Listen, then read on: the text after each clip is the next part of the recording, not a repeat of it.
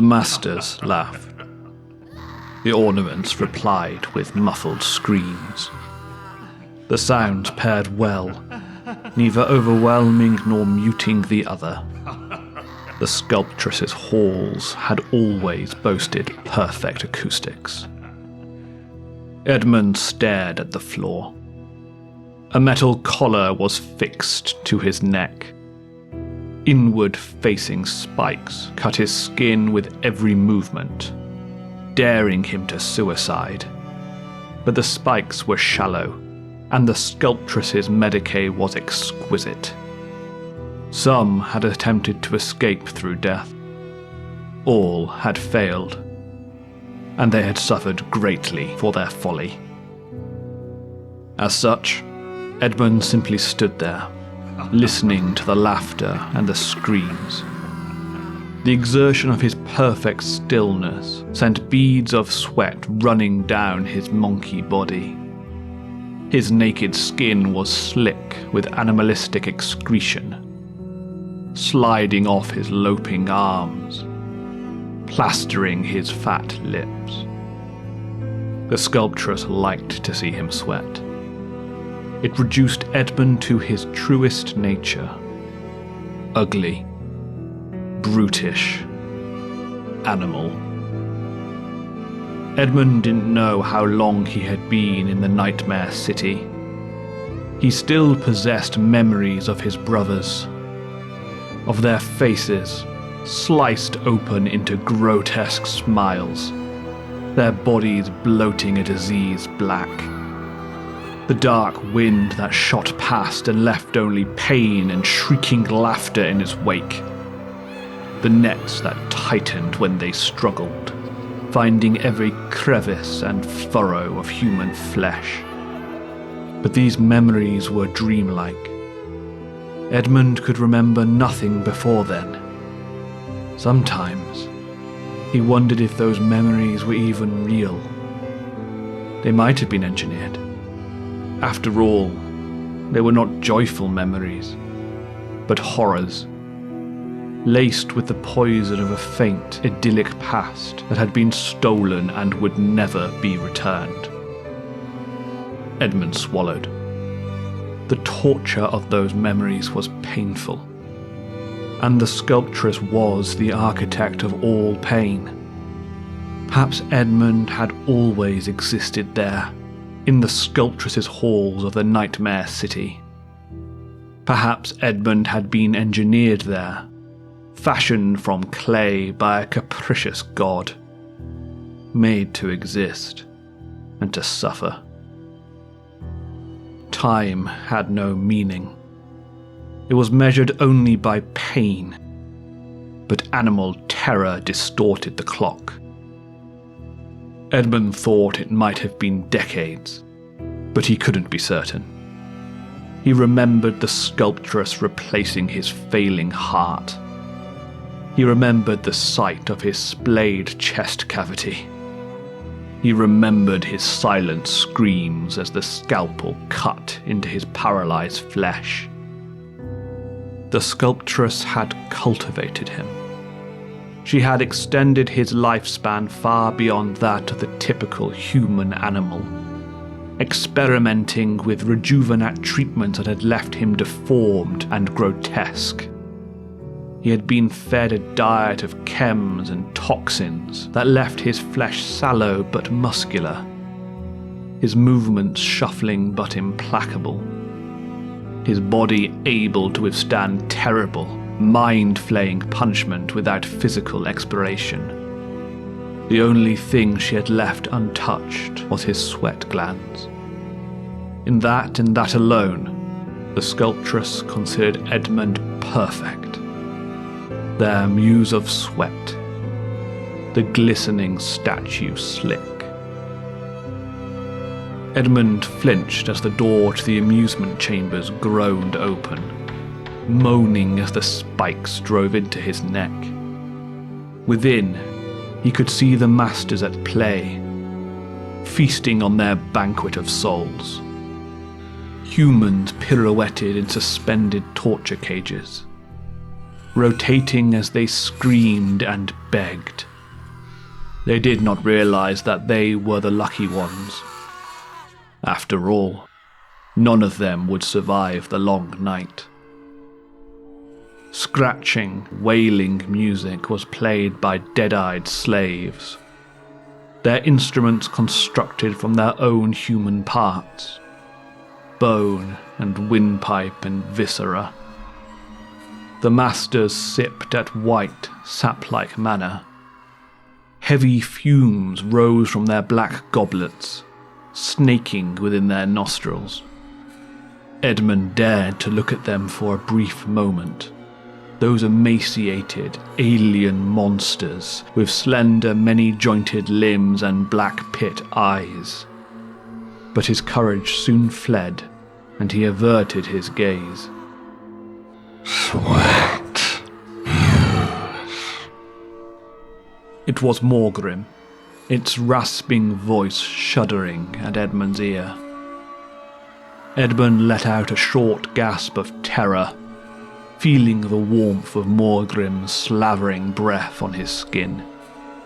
He had never seen Morgrim, but he knew its voice. Bestial and yet cultured, its broken low Gothic accented by the warp itself. The sculptress wishes to display you. Forwards. Edmund obeyed in silence, whimpering as every shuffling step drew more blood from his neck.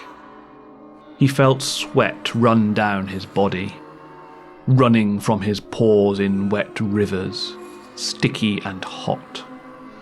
He kept his head down. He dared not meet any of the masters in the eyes. The amusement chambers were hot, shimmering with the agony of the livestock, but the occasional chill lanced through him, cutting his neck open with every shiver and shudder. The sculptress spoke first. "The monkey tongue, if you please." Her low Gothic was perfect, if somewhat archaic. Her voice simultaneously a hiss and a purr. "He sweats most exquisitely when he comprehends." Another of the masters spoke. "He is exquisitely hideous." "He is my muse." Though it was hard to tell, Edmund thought that the sculptress sounded pleased. "My muse of sweat. See how slick and wet the skin becomes. See how it drips off his stunted fingers and collects in the folds of his stinking genitalia. He is my endless inspiration." "Where did you find this creature, homunculus?" "The markets. The fools selling him did not realize what she possessed. As soon as I beheld him, I knew that he was destined to be mine. Ah, if only all Monkey shared in his mutation." "You could breed him." "I have considered it, though I admit that the uniqueness of him has its own appeal." "You have always been a hopeless romantic." The masters tittered. Edmund kept his head down. He felt sweat leak from his pores. A colder quality crept into the sculptress's voice. "You are unimpressed, Sodam?" A new voice replied in the language of the masters, whispered and wraith-like. The sculptress responded in kind. Edmund tensed, feeling the spikes at his throat. The voices seemed congenial, almost pleasant. A master was about to die. In the corner of his eye, he caught the glimpse of a moving shadow, the flash of a pale green fire that snuffed out into blackness. He heard a blade puncture flesh, the punched-out gasp of a collapsed lung, and the soft thud of a master hitting the floor. Edmund shuffled uncomfortably. Pricks of blood oozed from his neck. The punctured master crawled towards him. Its movements were strangely graceful. even in those pitiful, clawing movements. Blood leaked from a narrow chasm in its back, sallow skin paling to ashen white. A dash of light applause rippled across the room as the dying master finally reached Edmund's feet.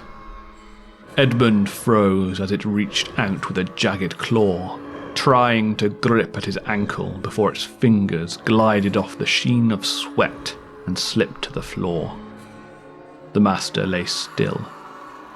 A small pool of blood gathered about his mouth. Sodam has ever been a vainglorious fool, homunculus, and I'm sure he'll remain so, despite your best efforts.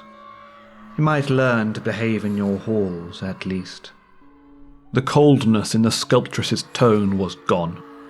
Rudeness is welcome in my halls, but for every indulgence, there is a price. The price for rudeness is extracted by Morgrim. This Morgrim is most impressive, homunculus. How did you achieve such an alliance? They found me. They asked only to serve in my halls and act as my protector. I believe they enjoy the decor. When I need them for more esoteric tasks, we bargain in the usual manner. Morgrim, would you mind? Edmund froze as he felt Morgrim's breath in his ear. Back to where you were, Sweat Muse. The slave wordlessly obeyed. He did not turn, backward tracing his shuffling steps and returning to the adjoining chambers. With every footfall, he left a sweaty print on the ground, flecked with spots of blood. The door closed noisily, and he was plunged back into darkness. What happened? It might have been seconds since the door had closed. It might have been days. Just silence and darkness, and the sweet relief of feeling little, stretching out like the apparition of time. But then Pieter had spoken. Edmund tried to ignore the other slave. He closed his eyes as he steadied his breath into a slow, haggard beat. His heart pumped, sweat cascading, causing his collar to slip and scrape its spikes along his neck. What happened? Pieter grunted as his words shifted at his collar. The guardsman was new to the sculptress's halls, his spirit not yet broken, his body largely unmarked but for the gentlest caresses of agony. Edmund bunched his eyes shut tighter. He tried to will Pieter's voice away. He didn't want to hear the braying of clay. Damn you! Answer me! Edmund's eyes shot open. You down me. He frowned at the sound of his own voice, hoarse and not quite human, affected by the sculptress's experimentations. How? You speak. Pieter sounded relieved. I was beginning to think they had taken your tongue or something. We shouldn't talk. Why? What more could they do to us? Edmund resisted the urge to turn his head and stare. Instead, he closed his eyes once more. What's your name? I am the Muse of Sweat. No, not what those bastards call you. Your real name. It is my real name. But I had another once. Edmund. What use is it to you? Throne. They've done a number on you, haven't they? Edmund, you mustn't lose hope. We're not going to die here. You hope for the wrong things. First things first. Where are we? I remember twisting corridors in the pens, but the Xenos scum drugged me with something. I can't quite remember. We are in the city of the Masters. There is no way out. There's a way out. If there's a way in, there's a way out. We just need weapons, an opportunity. Don't you realize they're listening? They can't always be listening. They can. They can't. I understand, Edmund. They've broken your spirit and sold your pack of lies so you won't try to escape. But I'll take you with me. I won't leave you behind. Edmund scrunched his eyes tighter as a clunking, mechanical sound preceded the intensity of the glaring lights. He heard Pieter hiss as the brightness blinded and staggered him, sending the collar deeper into the soldier's flesh. Another wave of sweat pulsed through Edmund's pores. A slick puddle collected around his feet. He shivered at the sculptress's voice. Hope, despair. I have always been fascinated by these monkey emotions. Xenos abomination! No more Grim. Leave him be. He is exactly what I desire. As you say, Zevlanet. But you speak of hope and despair as if they are unique to the monkey. Do the Drukhari not feel the same? You are right to question. Of course, the monkey are not unique. They are not unique in anything. But the Drukhari transcended hope and despair millennia ago. We have our aspirations, of course. We have our projects and our schemes, and we wish for their completion. And we have our share of disappointments, too. Aspirations, disappointment. These are hopes and despairs of a kind, no. The monkey tongue is too primitive. The Drukhari feel Diad, but not Gobear. Shiamat, but not Anabear. I understand.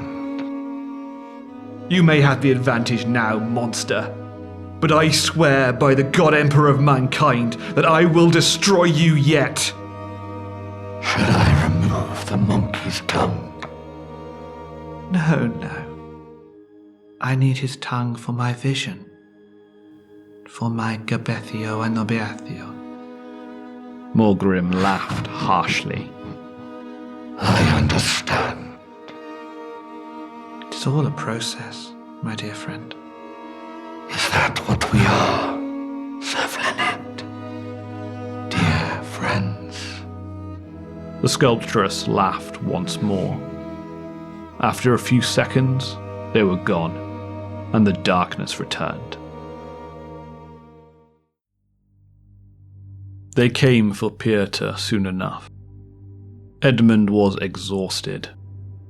They had been left in the black room, the chains and the spiked collars forcing them to stand. Pieter had fallen quiet after a while. All his energies had been focused on remaining upright. Edmund had no idea how many others were in there with him. He had no idea where Morgrim was. He had no idea how long they would be expected to stand there. At one point, he thought he heard a woman slipping and screaming, but the noise had a strangely surreal quality, and Edmund couldn't be sure that it had been real. He flinched at Morgrim's breath.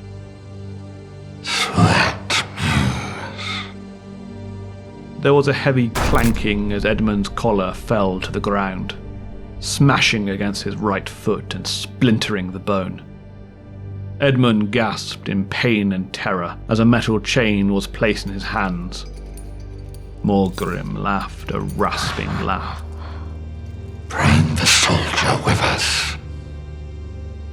A pale, ghostly light shone before them, gently illuminating a curved hallway made from human fingernails. Edmund stumbled forwards. He felt the weight of Pieter against the heavy chains in his hands. The soldier gasped as he was dragged behind. His shambling footfalls were echoed by the drip, drip, drip of falling blood. Edmund, where are you taking me? Edmund felt another wave of sweat rush through him. It was an icy cold, a sheet of skin sloughing off a reptilian body. But he did not answer. He limped on his broken foot, dragging them towards the corridor of nails, following the will-o'-the-wisp illumination. Pieter struggled, but Edmund was stronger, slabs of manufactured muscle tightening painfully along the sinew of his arms. Adrenaline chems pumping additional strength with another cascade of sweat. Pieter cried out as the tussle drove the spikes into his neck. Don't do this, Edmund. Whatever you think, you don't belong to them. Don't struggle. Edmund's lips were chafed and dry, his voice especially hoarse. There is only pain. Invitation. Avoidance. That is the only choice left. He felt the chain go slack as Pieter stopped fighting against him. Where are we going, Edmund? The sculpting room. What is that? Edmund felt a sting in his eye. It might have been a tear had he not been so dehydrated in both body and spirit. Morgrim chuckled in the darkness. It is your doom. So struggle, monkey. Struggle against the dying of the light. The chains rattled as Pieter started grappling once more.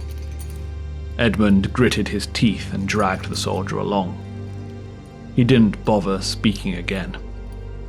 There was no point.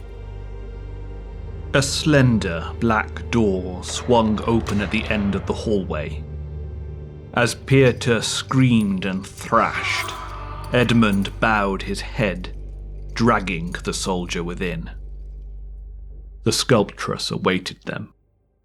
Before Edmund looked away, he had the impression of a multi-limbed monstrosity, an impossibly tall figure of extraordinary, evil beauty, face as white as salt on an open wound.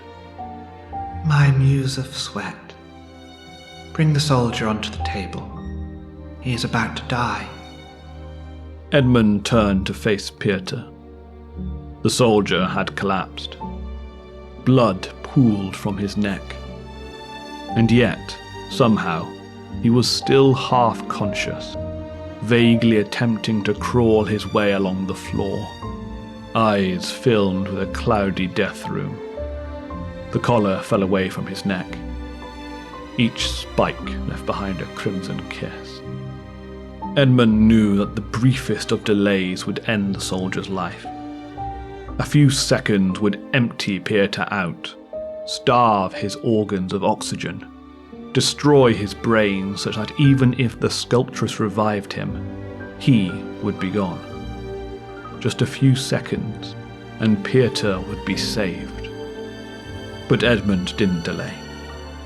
He shambled towards the broken soldier and lifted him onto the table.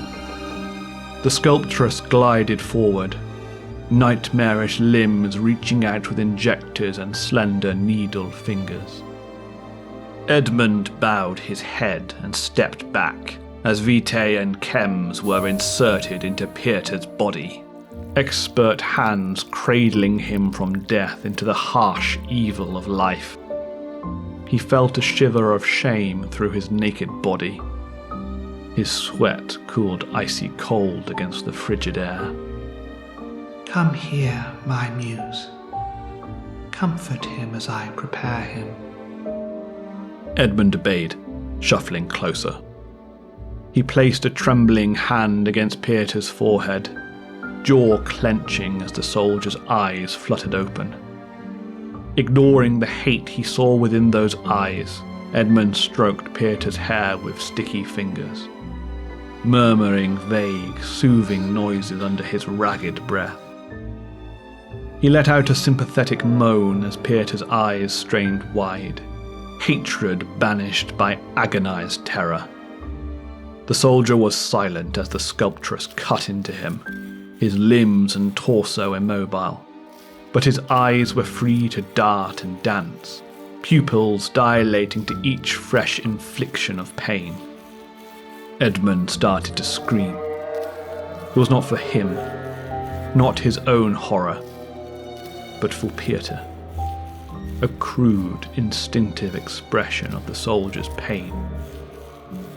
The sculptress did not seem to mind.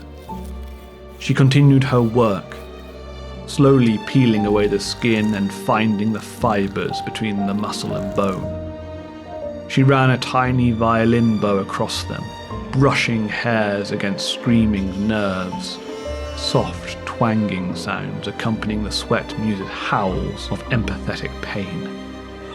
The chamber filled with the braying of Edmund's moans, the silent scream of Pieter's eyes, the soft scrape of the musician's bow. Sweat pumped out of Edmund in steady streams, washing Pieter's face in a slick sheen, contaminating everything it touched. By the time the sculptress was done, Edmund's voice was gone, and the blood vessel had long since popped in Pieter's eyes. Edmund mutely stroked the soldier's wet hair.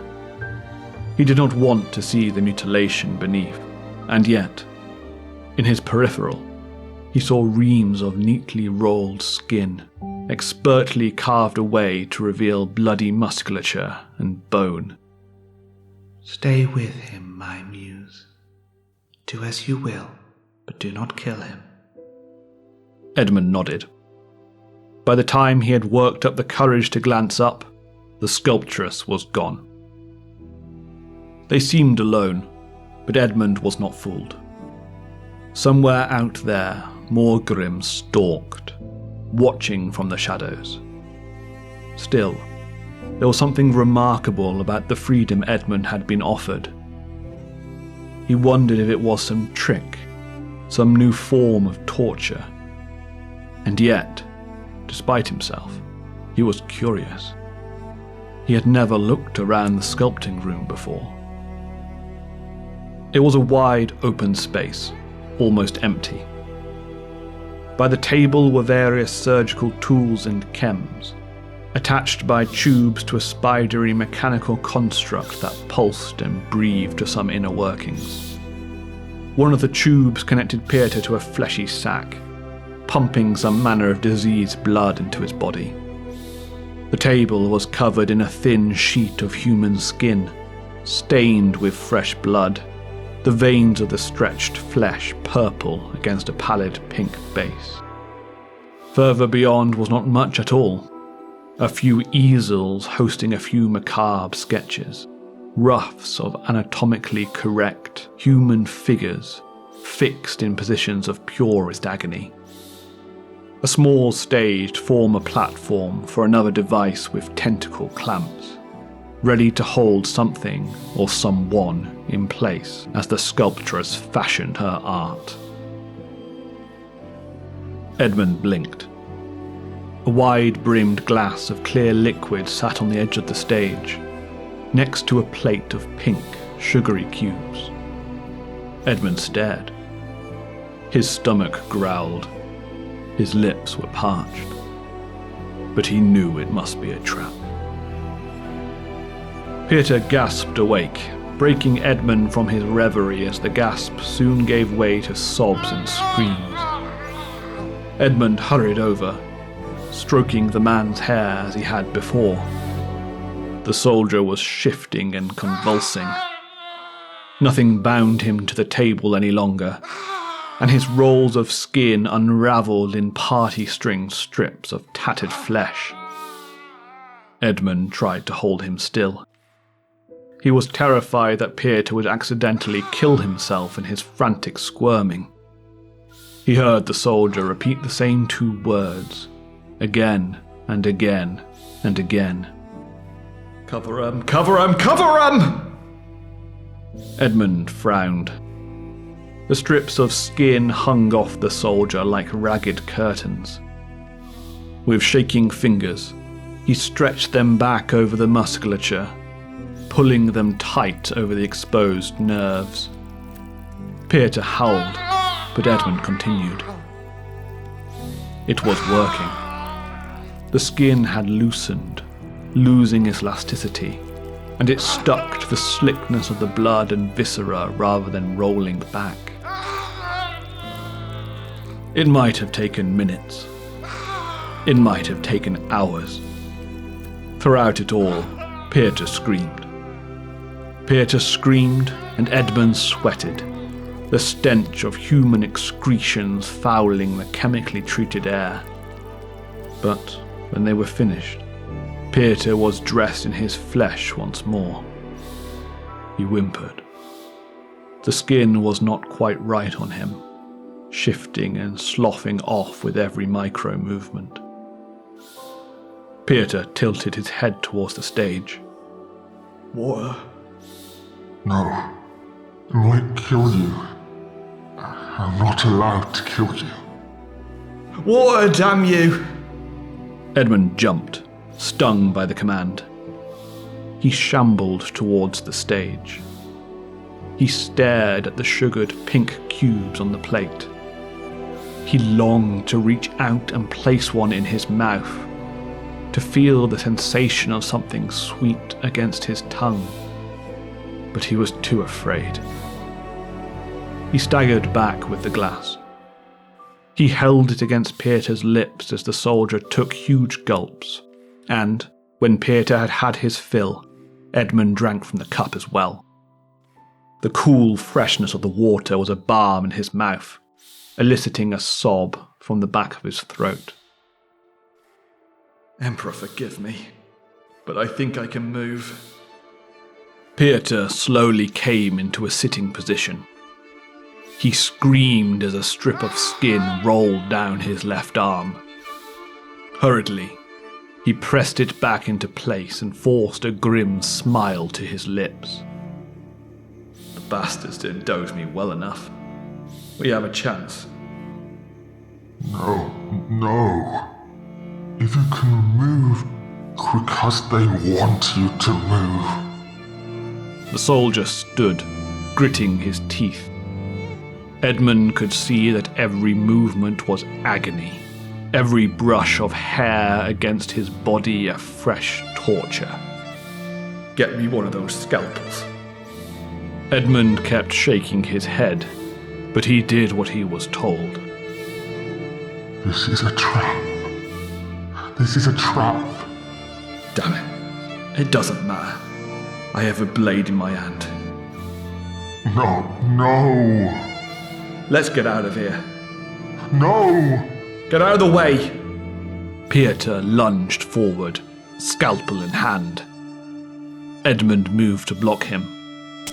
He grunted as the knife stabbed into his stomach. They both toppled to the floor.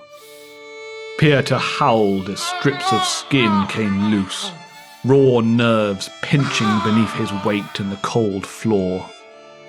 He rolled away, paralyzed in his agony, twitching as his nerves shot signal after disease signal into his sparking brain. Edmund spluttered, dragging himself back along the floor, slipping on his wet, sweaty hands. He reached the stage and rested his head against it. His eyes fluttered as blood dribbled from the wound. The blade had punctured his stomach. He frowned. This might finally be the end. A smile crept across his mutilated lips. He allowed his vision to fade into blackness. More grim, more grim. How did you let this happen? The voice of the sculptress brought Edmund back into the land of the living. Her arachnid limbs were injecting him with something, needle fingers lacing his body with life-saving chems. Look at my muse. He might have died, and that one might have escaped. I thought I would give them a chance. It pleased me not to intervene. This was no time for one of your games. Pieter shuddered. No, no more. Please, I beg you, no more. The sculptress disappeared from Edmund's view. She dragged Pieter to the stage. Edmund's eyes fluttered at the screaming. He frowned vaguely as the machine above him whirred into life and grabbed at Pieter's helpless limbs. It yanked the soldier up into a contorted upright stance, eliciting a fresh set of howls. He might have escaped. If not for my darling muse, he might have escaped this place. Perhaps even the city itself. He might have ruined everything. Pieter's voice was consumed by despair. No, no. The sculptress tittered, and there was the hiss of injectors plunging into muscle. Through his peripheral vision, Edmund saw the mistress's limbs moving with inhuman swiftness, each appendage attacking a different part of Pieter's body. Exposed muscles seized up, limbs fixed in place, and then, with one plunging needle into the jugular, the soldier's screams froze in his throat. It is done, then. A shadow passed across Edmund's face, indistinct and blurry. Yes. What do you think? It is magnificent. It is only the clay. The finished product shall be a masterpiece. My Gobethio and Obethio. They are very stupid. For a moment, Edmund felt Morgrim's baleful, hellish stare upon him. Yes, But delectable. just so. You are wise, Seth. To master despair, we must master hope. Precisely. It is a revelation. You are too kind, my dear friend. There is that word again. The sculptress laughed. Well, 'tis only a monkey word. Morgrim rasped back a chuckle. I shall speak of this with my broodkin. You shall have a greater patronage. Edmund's eyes fluttered. As consciousness faded once more, he faintly smiled, reaching out towards the sculpture with trembling, mutilated fingers. With his other hand, he slowly reached towards the plate with the pink cubes. Edmund dreamed. He stood in a palace of ice, surrounded by the sculptures of the tormented. Snow softly fell through the disassembling ceiling. After a few seconds, Edmund realized that it was not snow, but ash. He listened. He heard the silent screams of the sculptures, their chem-fixed muscles clamping them in place, their skin slowly petrified to solid stone. In the distance, beyond the broken shards of ceiling, a huge explosion bloomed in slow motion, like a flower, unfurling its petals across a bleak, black sky. Edmund felt cold, ice sludging through his veins. He waded forwards as if through a swamp. He saw Pieter, the soldier contorted and broken. Shattered arms were held up to the non-existent sun, a pose that was at once triumphant and utterly defeated. A dull horror leaped across Edmund's mind. The sculpture was indeed beautiful, the perfect capture of that moment between hope and complete despair. He stood there, transfixed and horrified, enraptured and disgusted. He yearned for that hope. He felt that despair. Pirta had been transformed into humanity itself, an eternity of suffering, silhouetted against one glorious moment in the sun. He could hear music, singing to him softly from the heart of the distant, slow-moving explosion. He felt so tired, so hungry. Maladjusted glands flushed his skin with sweat. It felt cold against the ice-ash wind. My muse of sweat. A monstrous arachnid creature reached out to him with pallid, wiry limbs. Around it, the non-existent sun was cast in shadow, bringing with it another icy chill and flush of wet sweat.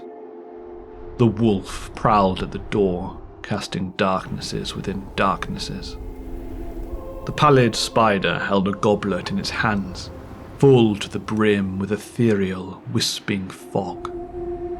The steam licked at the air. Its warmth condensed against the cold. A holy wine, obscured by the shroud of a forgotten empire. It'll get you through the night. Edmund took the goblet and drank. He woke in pain. Where the scalpel had run him through, a huge mass of black, necrotic flesh bubbled, tumorous and puckering at the edge of his red raw scar tissue. Purple-black toxins spread beneath the skin like a spider's web, poisoning his veins and adding to a building pressure that pinched on his nerves. His hand was sticky, where the pink sugary cube had melted into wet rubber. Ichor strands stretched between his fingers, burning through to the bone beneath. Edmund groaned. He tried to move, but he was locked in place. Not by chem sorcery, but by crude restraints, brutish metal locks and chains that wrenched his limbs out of joint. The hand holding the sticky acid was held aloft. His other arm snapped backwards. His legs were hobbled where his knees had been smashed and inverted. Did you think you could steal from us? As ever, Morgrim's hoarse whisper was hot in Edmund's ear, eliciting another wave of stinking sweat. Did you think that I would not know? Edmund screamed in pain as something blisteringly hot clutched at his spine. You dare speak to me, monkey? Edmund stuttered and shrieked again as Morgrim tightened its grip. I asked you a question. You dare remain silent? Edmund forced a louder scream from between cracked lips, a low moan that reminded him of a grox. Morgrim chuckled. The burning grasp of its fingers slowly released from Edmund's flesh, and then withdrew entirely. Clever sweat muse. Clever learning creature. It sighed. I admit, I am no subtle torturer. I am the nightmare, the bump in the night, the wolf at the door. Remember this punishment. Internalize the lesson as the skin sloughs off your fingertips and the fractures in your bones slowly splinter apart. You are monkey. We are beyond you.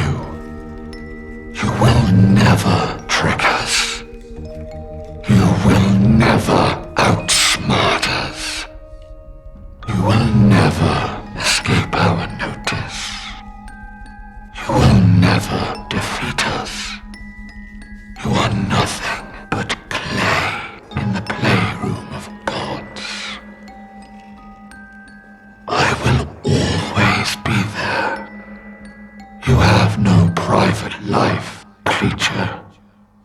I watch as you excrete your disgusting waste products. When you tug at your filthy sexual organs, or shout your clumsy whispers to the others. When you murder, and when you make your brutish tools, and scheme your instinct schemes. You are an animal, acting on base impulses. And I will always know what you are planning. Clay to be molded, an animal to be trained. Envision any image you wish, monkey, but you will not steal from us again. The voice of Morgrim left Edmund's ear, leaving him writhing in the torture of its punishment. Over the long hours, Edmund felt his bones slowly break apart, his fingerprints burn away. His mind disassociated. He found a strange, transcendental state beyond the pain. He let his sanity unravel, and did not care whether he would be able to put it back together again. Dimly, he wondered how many times he had untied the knots of his mind already. Just how insane he already was. Whether it was normal to disappear into these trances of diseased thought, or whether this was a secret known only to the lost and the damned. As the skin fell away from his fingertips, an absurd, unbidden thought flashed across his mind, that now he was truly anonymous, invulnerable to a fingerprint scanner. After some eternity, he fell, all his binds releasing at one silent command.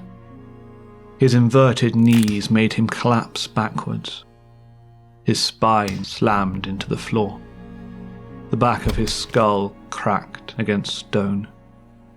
The blow was like a lightning bolt through his head, fusing his consciousness back together in a sludging, confused mess of concussive malaise. It took him a while to come to his senses. Edmund looked at the fingers on his right hand, smiling vacantly at the skinless muscle that stung terribly in the cold air. Sweat continued to pump out of his glands, bubbling pink against the fingertip muscles, dribbling blood and the remains of sticky acid. Edmund brought those fingers to his nose and sniffed. He inhaled the acrid stench of the corrosive poison. He didn't know why, but he refused to believe that the acid was from the pink cubes he had seen on the plate. He refused to believe that had been a lie. Edmund flinched as he heard a loud bang, followed by a series of smaller, rhythmic booms. Nightmarish, tittering laughter danced through the halls. The screams of Clay rose, like an instrumental bass to the laughing chorus. Edmund stood, uneasy on his backward joints. The sculptress's halls were under attack. The clay was being destroyed. He only had to walk towards the sounds of murder, and his life would end. A sharp shock of agony, followed by an eternity of nothingness release. An eternal winter. An eternal snow.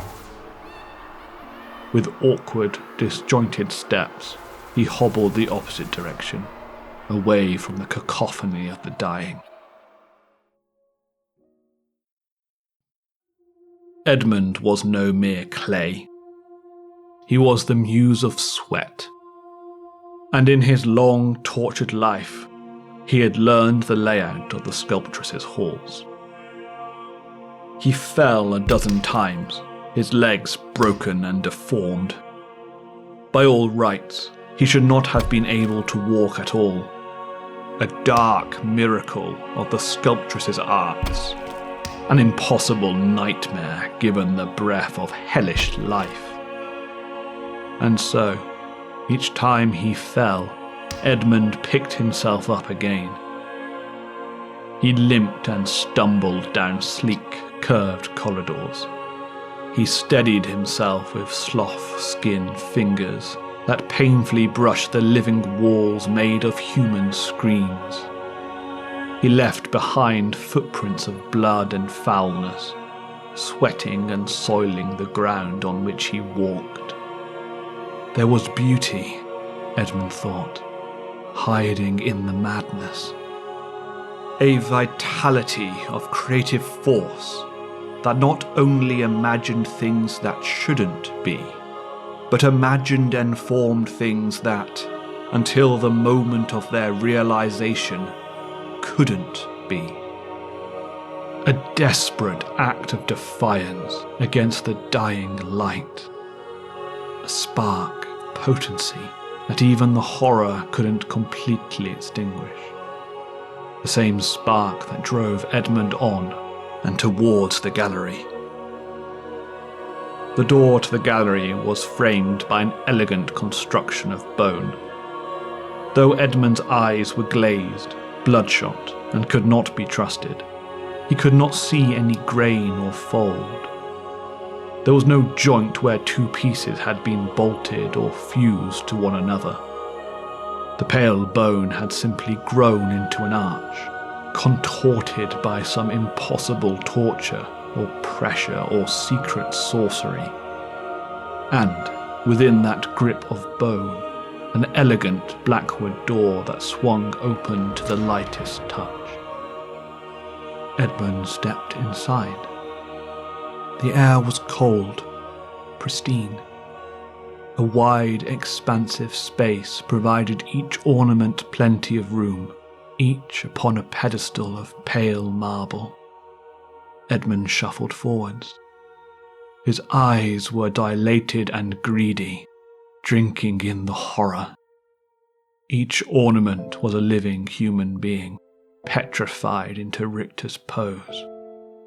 Their flesh was glossy from where it had been treated with some grotesque varnish, their eyes fixed into anguish by the chemical castration of their inner musculature. They did not make a sound from their paralyzed throats, but Edmund could tell that each one of them was conscious. Each one of them was awake and aware. Forbidden sciences kept their skin preserved and their eyeballs moistened. Monstrous powers slowed their metabolisms to a crawl without sacrificing the vigor of eternal unlife. This was an immortality that would last until the nightmare city returned to the reveries of thirsting gods. An eternal damnation of horror and agony and despair. For each ornament was an ode to a unique torture. A flayed woman, stripped of her skin so that her body was all but formless and her identity irretrievably stolen. An impossible contortion of dislocated limbs that made the approximation of a deformed man, every joint of the human body transfixed at the precise moment of breakage. Another, reaching for a child that was no longer there, face frozen and twisted into a terrifying expression of purest grief. Pain of every kind, physical, emotional, and spiritual. A mosaic of human misery, beautiful and horrifying. Edmund was enraptured. His shifting, shambling form stumbled between the marble plinths. A slow, profound understanding settled in.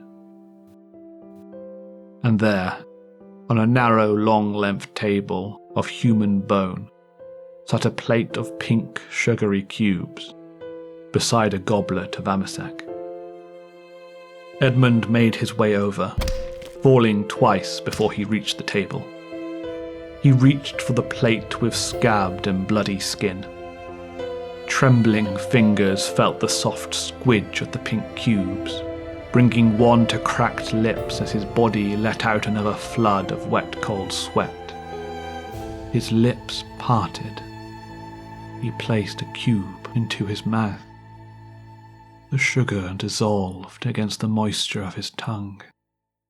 Taste receptors flared and overtook his body with an almost forgotten sweetness. Edmund moaned, a sound strange and bestial. He reached for another and another, stuffing his cheeks, and, when the taste soured to thirst in his clogged throat, he reached for the goblet. Wine smoothed out the crevices of his mutilated trachea as he drained the cup. Oh, my sweet muse of sweat. Edmund shuddered, turning to face the sculptress. She was at once beautiful and awful, a queen of ice-white skin and too many limbs.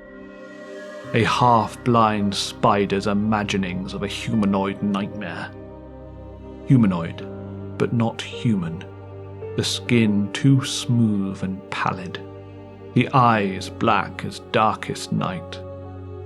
Features that were ghastly in their delicate, fragile perfection. I understand. Edmund felt the wine bring new colour to his cheeks. His lips still dripped with dissolved sugar, his acid-burned fingers sticky and pink. Sweat pumped from his pores, a disgusting, thick sheen that pumped the steady beats of his mutilated heart. I understand your art. The sculptress smiled, revealing rows of needled teeth. And what do you understand? Edmund gestured about the gallery. This isn't humanity. This is you. Your kind. You're not showing them us. You're showing them themselves. The sculptress's smile widened, wider than Edmund would have thought possible. He felt needles puncture his flesh, fixing his body in place as the homunculus advanced, eyes glittering as her many limbs went to work. Her next words were a whisper in Edmund's ear. I shall call you Anteafashian Macnam Dwenili. Edmund's mad grin was fixed, his eyes wide. Even as the emotions behind that expression faded, even as they were supplanted by internal terror and despair, the expression remained. He would wear that emotion until the end of the Nightmare City, until the end of days, until Ranadandra and the death of Silanthresh herself. The sculptress laid one of her many hands on Edmund's cheek. Her last gift was a translation of her alien words. The one who sees another's reflection.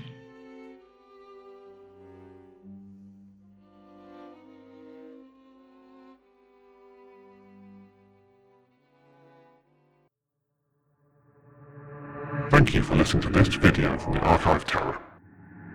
If you enjoyed this story, please like and subscribe to the channel.